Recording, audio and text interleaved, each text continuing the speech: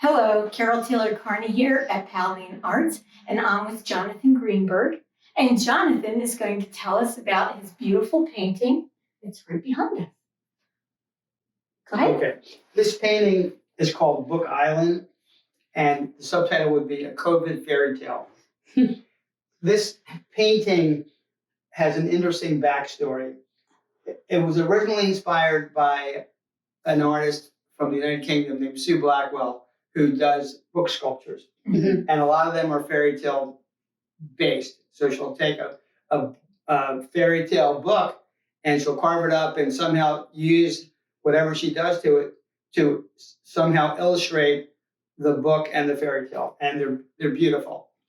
And back in 2020, in March, I was a teacher in Collingswood. And we went remote. I was an art teacher in Collingswood. We went remote, and we really didn't know what we were doing, teaching online. And the special area teachers decided to give the students more freedom because we didn't really know how it was going to work out. We didn't know what supplies the kids had. And so my first lesson was to show a bunch of work, digital images of Sue Blackwell's work, and just have the kids draw anything that the work inspired them to think of. Wow. And very quickly, I realized that the kids at that age, this was a third grade lesson, there was too much freedom for the kids. They couldn't handle it. Yeah. And so I decided that was the last time I was going to approach a lesson this loose, which was not my style anyway. And I just realized that online it wouldn't work.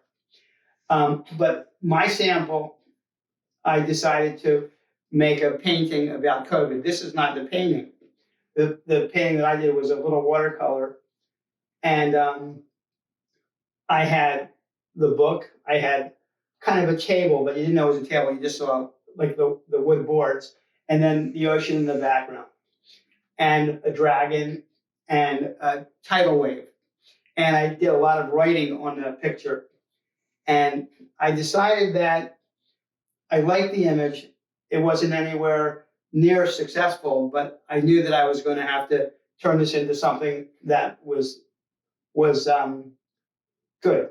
And so I came back to it probably the following fall. I since retired, and I took a slightly different approach. The imagery in the painting has a lot of, how do I say it? Bad and threatening things, which is kind of ominous. Which is an ominousness, which is kind of what COVID was. And I decided that rather than being totally literal, I wanted everything to be symbolic. I got rid of the writing. When I was doing the writing on the other one, it didn't really work. Everything was too small. You really couldn't see the writing, and it was too hard. It was too hard to read. And from a design point of view, it was adding nothing to the image. So I decided that was not the way to go. And so I started out with a table in the book, and then I was trying to figure out what elements I wanted to put in it. I knew I wanted dragons, and I wanted a stormy sea. I decided that I didn't have to go as far as having a tidal wave, and so this is kind of how I went about it. The crow or raven was an afterthought, as were the gulls. The ship in the background of the oil tanker was an afterthought, as well as the flowers. I decided that it was kind of a combination of kind of a domestic almost a North Atlantic scene. The people in the houses with masks. That's the one thing that lets you know this is about COVID. Well, and also I think it's interesting that the house is calm and peaceful and almost of refuge compared to what's going on around it. And during COVID, our homes became our safe, like, refuge. Yes. And you even have a lighthouse that's guiding everyone home. To me, the themes the themes in the collage, we'll call it collage, but it is a collage, are vulnerability and isolation. Mhm. That's what I wanted to convey, and so I took out the tidal wave. I decided I didn't need to go that far. Mhm. But the stormy sea. Well, the streams, which Yeah. divides, like they're divided from everything else that's on here, Well, just by the way that you've placed your different whites. yes, and just kind of the ability of waves to become a flood is kind of what the waterfall represents. The raven, to me, a raven isn't necessarily an ominous, foreboding creature. I kind of chose the raven because I wanted it to be, I guess, our creator's indifferent agent. That's kind of Which is more what it means with Native Americans.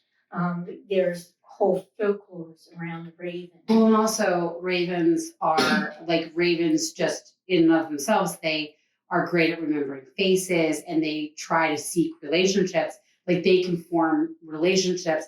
So even though they are somewhat, they're a powerful bird, Yes. but they're a complex bird. Yes. They represent lots of things to lots of people. Yes. Yeah. I love the raven personally. And there's some seagulls and some albatrosses in there, and I chose them only because I needed some activity in that part of the image. Mm-hmm. And then the one seagull, the large one, above the horizon.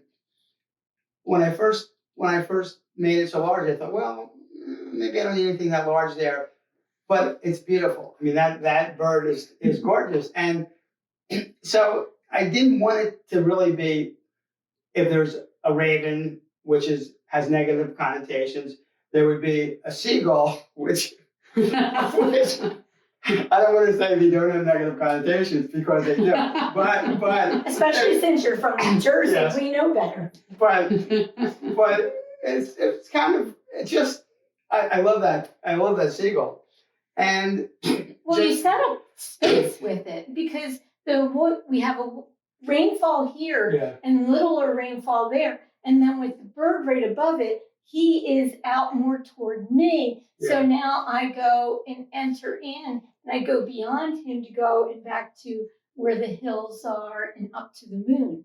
Me, Yes. it's great. Yes. Sense of space that way. I love this piece, and I also love that you're mixing your materiality because your two previous pieces made a painting and a paper cut Yeah. collage, and in this you've married both of those ideas. And I like that on the one hand, the objects in it are identifiable, but they're also fantastical in that like they're literally coming out of the book. The book is coming alive, and there's something so dynamic and beautiful, and there's tension. This piece tells a story. And the table in the middle of the ocean kind of increases the vulnerability. Yeah. And I really like the way that worked out. Just in the interest of full disclosure, I painted the waves many different ways, and I was looking at a book I have of M.C. Escher, and I think it was a linocut woodblock. I'm sorry, woodblock of an ocean with squalls in the background, and I used that because of the linear approach toward painting the waves, which paralleled the lines in the book and the lines on the table. And when I did it, I thought, well, this is a little derivative, but I thought, doesn't matter. It still works. I mean, that's kind of, I said, even though it's derivative, it works so good. I'm going to keep it. And then